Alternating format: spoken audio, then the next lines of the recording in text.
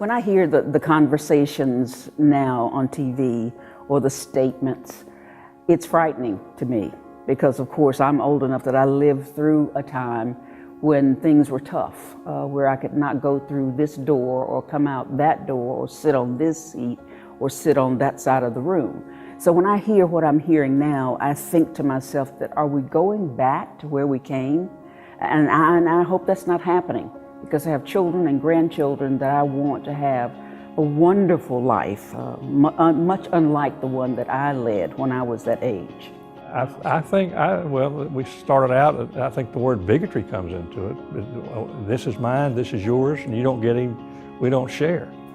The political parties right now, to me, are abomination of disgrace.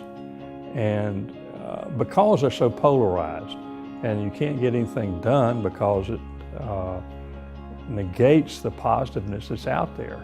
I am distressed. I am depressed because I don't think that we have gone far enough.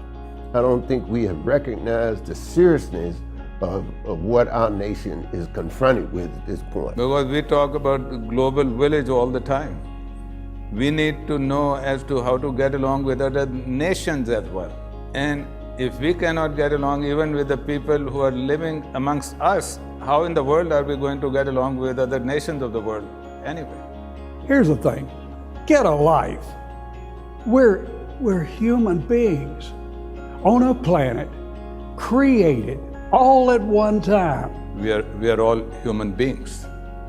Just because somebody's color is different or somebody comes from a different ethnic background, how could it be? We have everything to lose if we don't get this right, because our children and their children, all of the people coming behind us, all the people who are here now, I mean, our cities could be on fire again. The relationship is at that low ebb, I think, at this point. We've already seen in different cities around the country what is happening now. The demonstrations, the fires, the killings, and all the rest of the kinds of things. It's not as bad as it was in the 60s, but it's bad, and it can get much, much worse. Why should we be sitting around acting like everything is okay? I honestly thought for a while there that everything was okay, that all the problems we had years ago when I was a child have gone. And I was very surprised when all of a sudden I heard it said out loud on TV, the kind of things that we were told not to say anymore. Obviously, you can say it now. It's all right to say that. And it's very disappointing to me and frightening that we're starting to hear that again. We need to keep trying to understand other people's faiths, other people's thinking, and other people's problems. And I think if we dwell on those things, I think that we will continue to have the kind of community that will be an open and non-prejudicial society. Clearly, as you go through the generations, there's been tremendous improvement and in all sides of either race relations, gender issues, institutionally. I'm not sure how far we've come individually, if that makes sense to you. I'm convinced there's still some hidden anti-Semitism, anti-African-Americanism, anti-gay. It's hidden now, and it will get better with time, but it's a slow process to change that. Will we ever reach that goal of getting rid of bias, bigotry, and so forth and so forth? I hope so. I doubt it'll occur in my lifetime. I hope I'm wrong again. But it depends on people who want to do the right thing, organizing and working together and being diligent and being strong and forceful and outgoing and trying to make things better. And that, I think, is the real goal.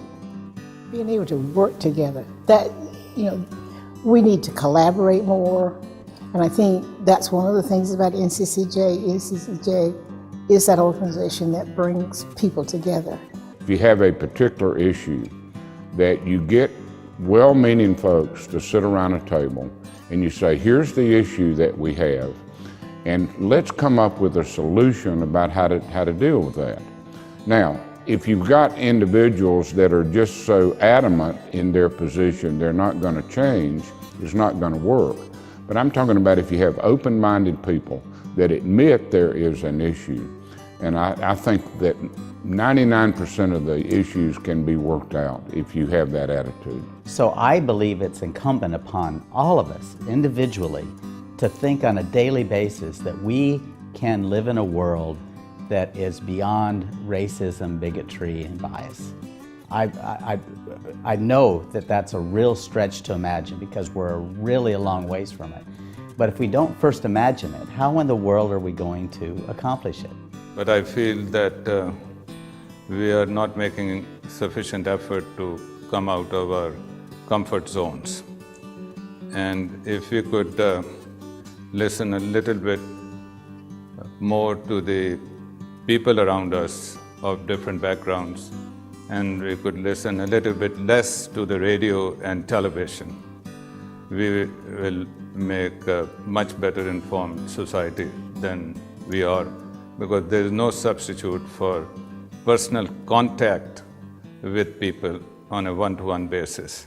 I personally think we're at a more difficult position in some ways now to create equity than we were back during the civil rights movement and all, because we knew as a people, most of our citizens knew what was happening there, even with the laws, were that they were immoral. Now many of us think, well, they can do everything we can do now. They have equal opportunity. If you've ever played Monopoly, you know that's not true. Whoever starts out first and buys the properties and builds the houses has a leg up from somebody who comes into the game in the middle of the game.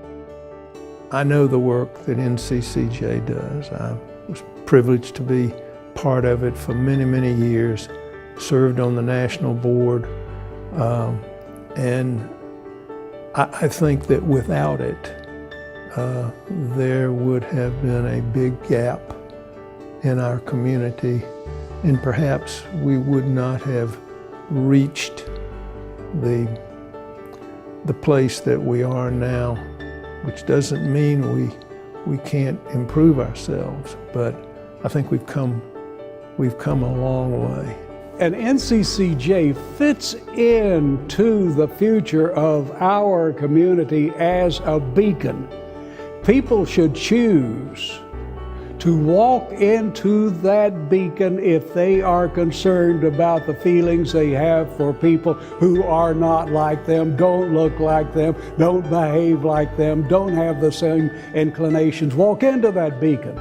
Let's do this. Let's be loving to our brothers and sisters. Let's be compassionate toward our brothers and sisters, and let's be of service to our brothers and sisters. Let's just do those three things, and bias, bigotry, and racism don't fit in.